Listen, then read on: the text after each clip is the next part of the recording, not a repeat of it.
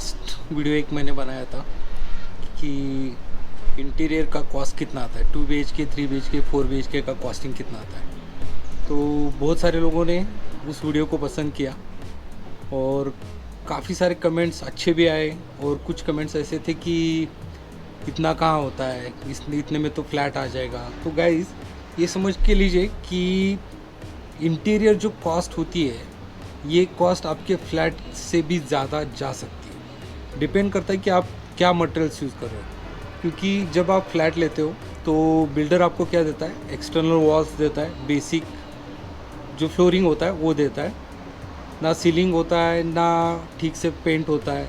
तो बहुत सारी चीज़ें मैटर करती है। एक आइडियल कॉस्टिंग देखा जाए तो 20-30% आपके फ्लैट के कॉस्ट के अगेंस्ट ये कॉस्ट आ सकती है। ये आइडियल यानी मिनिमम कॉस्ट है। मैं अगेन यहाँ पे एक्सप्लेन करना चाहूँगा कि आप जो कॉस्टिंग के बारे में आप बोल रहे हो ये कॉस्ट बहुत डिफ़र करती है आपके चॉइस के ऊपर, मटेरियल्स के ऊपर। सो कमेंट्स तो आते रहेंगे, लेकिन अच्छा लगा कि लोगों ने वीडियो देखा और कॉस्टिंग के बारे में बात की। तो हम आगे जाके यही कोशिश करेंगे कि ज़्यादा से ज़्यादा आपको clarification they. By the way वो वीडियो का लिंक मैंने नीचे दिया हुआ है। और एक वीडियो था मेरा जो कॉस्टिंग के ही रिलेटेड था कि अगर एक वार्डरोब बनाना है तो उसकी कॉस्ट कितनी आती है और वो कैलकुलेट कैसी हो जाती है। तो गाइस जो जिन लोगों ने कमेंट किया है कि नहीं कॉस्ट बहुत ज़्यादा है, तो प्लीज़ वो वीडियो देख लीजिएगा, सो आपको भी आइडिया आ जाएगा। तो ये कमेंट तो चलते रहेंगे। So guys welcome back to my YouTube channel. और आज का टॉपिक है कि इंटीरियर कॉन्ट्रैक्टर आप अलग अलग टाइप के हायर करें या एक इंटीरियर डिज़ाइनर अपॉइंट करें, तो उसके बारे में आज बात करते हैं। सो गाइस चालू करते हैं आज का वीडियो।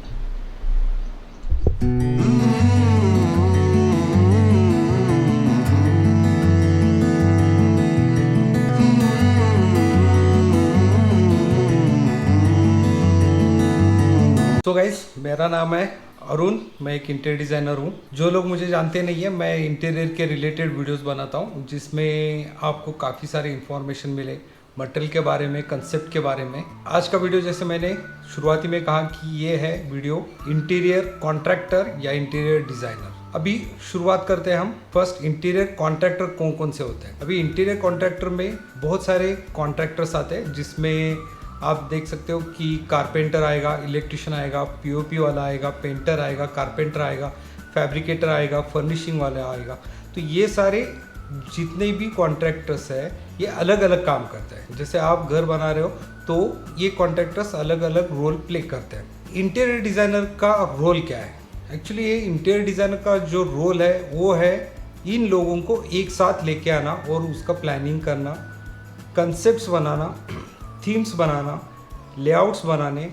जैसे अभी हम शुरुआत से चालू करते हैं। अगर एक फुल फर्निश घर हम इंटीरियर करना चाहते हैं तो शुरुआत में क्या होता है कि प्लानिंग होता है, हर एक चीज़ का प्लानिंग होता है। जैसे पहले बेसिक फर्नीचर लेआउट बना जाता है जिसमें अगर कुछ सिविल चेंजेस है तो वो भी कंसीडर किए जाते हैं।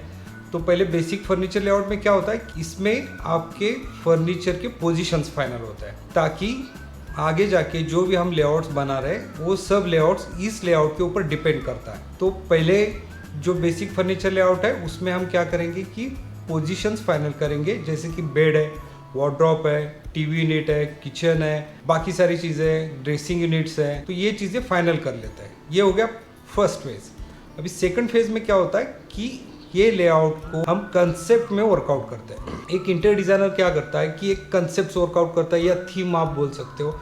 जैसे मॉडर्न थीम है, ट्रेडिशनल आपको चाहिए, तो ये डिपेंड करता है कि क्लाइंट के टेस्ट के ऊपर कि क्लाइंट को कौन से थीम पसंद है, उसके ऊपर ये थीम पे वर्कआउट किया जाता है। तो ये सेकंड हो गया। थीम्स के अनुसार बाकी लेआउट्स बनाए जाते हैं। जैसे सीलिंग लेआउट है, सीलिंग लेआउट में क्या होता है कि इलेक्ट्रिकल लाइट्स के पोजीशंस आएंगे, पीओपी का डिज़ाइन आएगा। ये पीओपी का जो डिज़ाइन होता है ये डिपेंड करता है कि आप कौन सा थीम चॉइस कर रहे हो। इसके ऊपर ये इलेक्ट्रिकल का लेआउट भी बनाया जाता है, उसी अनुसार इलेक्ट्रिकल फिटिंग्स भी सिलेक्शन किए जाते हैं। तो ये हो गया इलेक्ट्रिकल लेआउट और पीओपी का लेआउट। तो पीओपी और इलेक्ट्रिकल ये साइमल्टेनियसली दोनों चीज़ें एक साथ चलती है, क्योंकि अगर पीओपी कर रहे हैं तो लाइट फिटिंग्स लगाने पड़ेंगे, लाइट फिटिंग्स लगाना है तो इलेक्ट्रिकल वर्क करना पड़ेगा। ये हो गया सेकंड फेज। थर्ड फेज में आता है कारपेंट्री का डिटेल्स। तो कारपेंट्री के डिटेल्स में कैसा होता है कि बेड का डिज़ाइन कैसे होगा, वार्डरोब का डिज़ाइन कैसे होगा, कलर कॉम्बिनेशन हम क्या क्या यूज़ करने वाले हैं। तो ये लेआउट में ये सब चीज़ें फाइनल हो जाती है। ये हो गया थर्ड लेआउट। फोर्थ लेआउट में जाते हैं हम पेंटिंग में। तो पेंटिंग में कैसा होता है कि कलर कॉम्बिनेशंस, थीम जो आपने फाइनल की है, अगेन मैं वही रिपीट कर रहा हूँ, जो थीम आपने फाइनल की है उसी के रिलेटेड वो थीम को ध्यान में रख के कलर कॉम्बिनेशंस चॉइस किए जाते हैं। इसके बाद आता है फर्निशिंग। फर्निशिंग में कर्टन्स आ गए, सोफ़ा का फैब्रिक आ गया, कुशन्स के फैब्रिक आ गए। तो ये सब चीज़ें इसमें क्या होती है कि कॉम्बिनेशन में ली जाती है। तो ये एक इंटीरियर डिज़ाइनर चॉइस करने का रीज़न यही है कि एक डिज़ाइनर क्या करता है कि ये सब एजेंसी को एक साथ में लेके आता है और उसको पता होता है कि कौन सी एजेंसी कब एंटर होगी और कब एग्जिट होगी, क्योंकि बहुत मैटर करता है एक क्लाइंट का जो नुकसान बोल सकते हो आप वो बचाने के लिए। मान के चलिए कि हमने इलेक्ट्रिकल लेआउट पहले बनाया है नहीं है, जैसे अभी डायरेक्ट कॉन्ट्रैक्टर्स के पास से आप काम करवा रहे हो, तो उसमें क्या होगा कि पहले कारपेंटर आएगा या पीओपी वाला आएगा, इलेक्ट्रिशियन आएगा, तो एक दूसरे का कोऑर्डिनेशन नहीं हो पाता है। और उसमें क्या होता है लास्ट स्टेज में पता चलता है कि अरे मुझे यहाँ पे एक लाइट फिटिंग चाहिए था, या मुझे यहाँ पे एक स्विच चाहिए था, फैन की पोजीशन यहाँ पे चाहिए थी।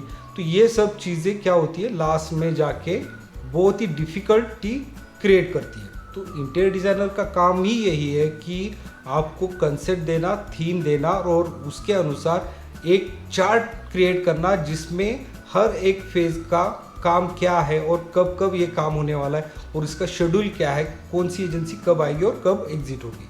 तो बहुत ही मैटर करता है। ऐसा मत समझिए कि इंटीरियर डिज़ाइनर को आप अपॉइंट कर रहे हो तो आपके ज़्यादा पैसे जा रहे हैं। एक इंटीरियर डिज़ाइनर आपका काम कर रहा है तो उसमें क्या होता है कि आपके पैसे कैसे बचाना है, इवन बजट कंट्रोल, ये बजट कंट्रोल का भी कंसेप्ट जो है बहुत ही वर्कआउट होता है अगर आप एक इंटीरियर डिज़ाइनर को हायर करते हो। तो मैं ऐसा नहीं कह रहा कि आपको इंटीरियर डिज़ाइनर लेना ही चाहिए, मैं फोकस ये बात पे कर रहा हूँ कि हर एक एजेंसी कब आनी चाहिए और कब एग्जिट होनी चाहिए बहुत मैटर करता है, क्योंकि इसके वजह से आपका पैसा बचेगा, राइट। तो ये ध्यान में रखिए हमेशा, आपको जब भी आप इंटीरियर का काम करवाना चाहते हो तो आप पहले ये स्टडी कीजिए, या आप डिज़ाइनर को हायर कीजिए, या खुद आप शेड्यूल बनाइए कि आपको कौन कौन सी एजेंसी चाहिए, कौन कौन सा आपको काम करवाना है, और उसकी वजह से एजेंसी ले लीजिए। और इंटीरियर डिज़ाइनर आपको हर एक मटेरियल का नॉलेज देगा, जैसे इंडोर पे कौन सा यूज मटेरियल करना है या आउटडोर पे कौन सा करना है, वो उसकी लाइफ क्या है, या उसके वारंटी पीरियड्स कैसे होते हैं, वारंटी किस वजह से ख़त्म हो सकती है, कौन कौन सी चीज़ें ध्यान में रखना चाहिए।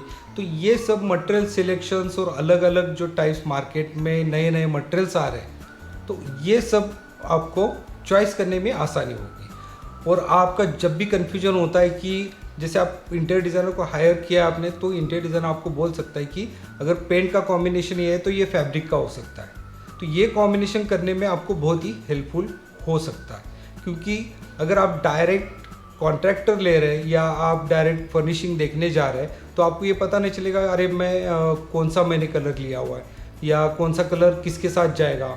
एक कलर के ऊपर ही आपका घर जो होता है वो 25% कंप्लीट होता है। ऐसा नहीं कि अभी ये मान के चलिए कि अगर फर्नीचर हो गया, आपका लाइटिंग हो गया या पेंटिंग हो गई, ये सब चीज़ें बहुत ही मैटर करती है। साइट ख़त्म होने के बाद एक डिज़ाइनर आपको ये भी गाइड कर सकता है कि हर एक चीज़ को कैसे मेंटेन की जाए, क्योंकि इंटीरियर तो बहुत लोग बना के लेते हैं लेकिन बाद में क्या होता है कि वो मेंटेन नहीं हो पाता है। तो हर एक चीज़ को मेंटेन कैसे करना है, जैसे विनियर आपने लगाया तो वो कैसे मेंटेन होना चाहिए, उसको कितने साल के बाद उसको पॉलिश करना चाहिए, या लैमिनेट किया है तो उसको कैसे मेंटेन करना है, क्लीन कैसे करना है, सोफ़ा का फैब्रिक कैसे क्लीन होता है, या कर्टन्स कैसे निकालना है या कैसे बिठाना है, या उसको आप घर में कैसे वॉश कर सकते हो, किचन कैसे साफ़ रख सकते हो, किचन के ट्रॉलीज़ का मेंटेनेंस कब कैसे आता है। तो ये बहुत सारी चीज़ें हैं जो एक डिज़ाइनर आपको अच्छी तरह से बोल सकता है। बार बार बोल रहा हूँ कि इंटीरियर डिज़ाइनर लेने का रीज़न सिर्फ ये है कि हर चीज़ें असेंडिंग डिसेंडिंग जो भी ऑर्डर है उसके साथ आनी चाहिए। इसी की वजह से आपके पैसे बचेंगे जो आप डिज़ाइनर को पैसे दे रहे हैं ऐसा मत बिल्कुल समझिए कि वो आपके एक्स्ट्रा पैसे जा रहे हैं। कई सारे लोगों का ये कहना है कि नहीं, डिज़ाइनर को हम इतने पैसे देते हैं तो ये हमारे पैसे बच जाएंगे और यही हम इसमें और एक यूनिट यूटिलाइज करके लेंगे या और एक यूनिट बनाएंगे। अभी मुझे बोलिए कि आप घर बना रहे हो, जब पूरा फर्निश करने का सोच रहे हो तो ज़रूर ये आप ये चाहेंगे कि आपका घर अच्छा दिखे, और अच्छा दिखने के लिए आपकी कॉस्ट यहाँ पे बढ़ नहीं रही है। यहाँ पे आपकी कॉस्ट उतनी ही जा रही है जितनी आप एक इंटीरियर डिज़ाइनर और उसके रिलेटेड जो भी एजेंसीज आप ले रहे हो तो उसकी कॉस्ट सेम ही जाती है। आप पहले डिज़ाइनर को अपॉइंट करेंगे तो आप पहले देख लीजिए कि उसको कितना नॉलेज है, मटेरियल का कितना नॉलेज है, आपको कितने ऑप्शंस वो दे सकता है, क्या कंसेप्ट वो वर्कआउट कर सकता है। मटेरियल के ऊपर ही आपका कॉस्ट बहुत डिपेंड करता है। आजकल आपको बहुत सारी इंफॉर्मेशन यूट्यूब से भी मिलती है, आप सर्च कीजिए, उसके ऊपर आपको हर एक का सोल्यूशन मिलेगा। मेरे वीडियो बनाने का यही रीज़न है कि ज़्यादा से ज़्यादा लोगों को सही इंफॉर्मेशन मिले, जिसकी वजह से एक मार्केट में जो कंपटीशन होता है वो हेल्दी कंपटीशन हो, ना कि ऐसे कि रेट के ऊपर सिर्फ बात करके या रेट को बता के आप काम करवा के ले रहे हो, तो दैट इज़ नॉट फेयर। मैं जब भी कहता हूँ कि आप किसी भी वेंडर, कॉन्ट्रैक्टर, डिज़ाइनर कोई भी हो, आप पहले स्पेसिफिकेशन पे ध्यान दीजिए। सेम स्पेसिफिकेशन अगर दूसरा कोई रेट कम दे रहा है तो डेफिनेटली वहाँ पे आपको उससे बात करनी है कि सेम स्पेसिफिकेशन है और तुम्हारा रेट ज़्यादा है, ये आप बात कीजिए। इसके ऊपर ही कॉस्टिंग डिपेंड करता है। सो गाइज, आप लोगों ने बहुत प्यार दिया है। मेरे सब्सक्राइबर्स जो अबाव 300 के ऊपर सब्सक्राइबर हुए, उसके लिए बहुत आपका शुक्रिया। ऐसे ही प्यार देते रहिए, ऐसे ही मैं वीडियो बनाता जाऊंगा और जिसकी वजह से आपको अच्छे से अच्छे इंफॉर्मेशन मैं शेयर कर सकता हूँ। सो दैट्स इट गाइज, यहीं पे मैं स्टॉप करता हूँ अभी। अगर आपको ये वीडियो अच्छा लगा तो ज़रूर लाइक, शेयर और सब्सक्राइब कीजिए। Thank you.